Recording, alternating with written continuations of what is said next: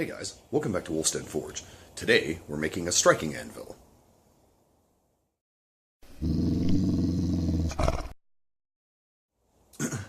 Okay, the idea behind a striking anvil is to have a non-hardened, non-tool steel anvil to strike on that's at a comfortable level.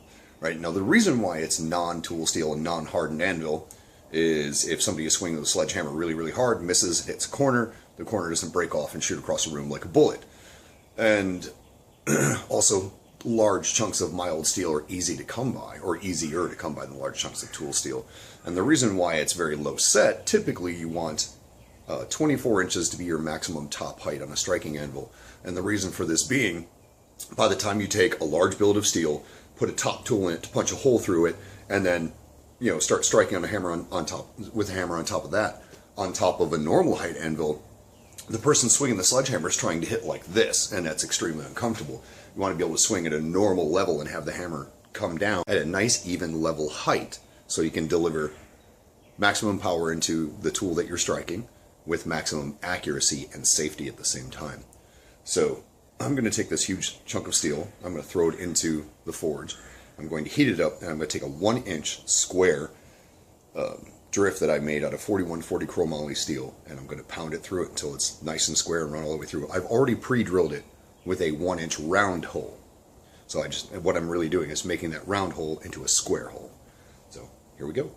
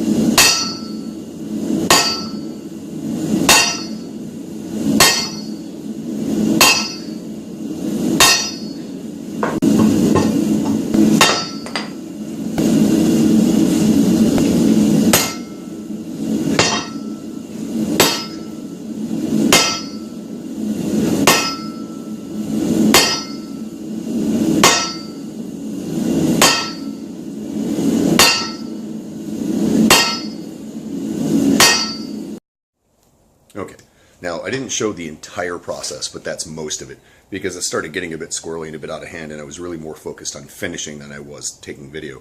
But as you can see when I was striking, what I was sitting it on top of is what's going to be the base. The base is a 1-inch plate by 12 by 14 inches with Schedule 80 legs welded onto it with 1/2-inch plates on the bottom of that for feet. So Schedule 80 pipe isn't a thickness, it's a pressure rating. And say for sake of argument, I believe like a 1-inch Schedule 80 pipe is about a 1/4 inch thick, but that thickness goes up considerably when the pipe size goes up in order to contain the pressure. So like a 2-inch pipe is actually, instead of being 1/2 inch thick, it's like, it's like 3/4. It's really thick pipe. So it's very heavy duty pipe to be used as legs for that. So you can beat the living crap out of it and aren't going to go anywhere. So all there's left to do now, cut the handle off, grind the welds off, give the whole thing a nice wire brushing because it built up a decent amount of scale from being in the forge, weld it to the base plates, and it's ready to go.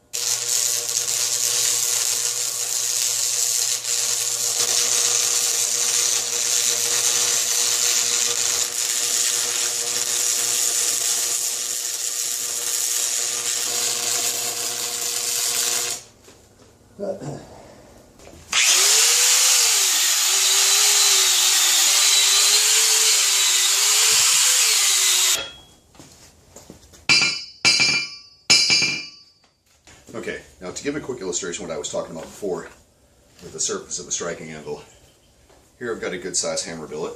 I put that on the striking anvil, and I take my eye punch and put it on top of that. And I have somebody striking for me with a sledgehammer over there. Their sledgehammer is going to come down, not too much, my anvil sits really high because I'm very tall, but, this is not too different of a height right here. Their hammer is going to come down at a nice level, even stroke when they come and hit this, instead of landing like that where it's dangerous. Here they can get a lot more power, they get a lot more even stroke. So that, and if they miss, if I hit this on the corner, one, it doesn't put a ding on my hammer, and two, this is not going to break off like the hardened edges of an anvil will if you hit it and fly across the room like a bullet and injure somebody. This is just mild steel, it'll just kind of mush the corner down. So it's a very, very convenient tool to have around the shop. Before I welded the base on it, I've had this big block right here for a couple of years. I used to have it sit on the floor in front of my anvil and use it as an upsetting block, which it worked very well for. It's low enough now that I can still use it as an upsetting block, but anytime I'm working with somebody with a sledgehammer as a striker, this will work much better than trying to do it on my anvil. So that's just a good general idea of what these are for and why we make them. So this one's pretty much done. I may take a few minutes. I've got just a few welding rods left. I'm going to take a few minutes and put some tool holders on the side of it real quick, but beyond that, I'm going to throw a coat of paint on and call this one done.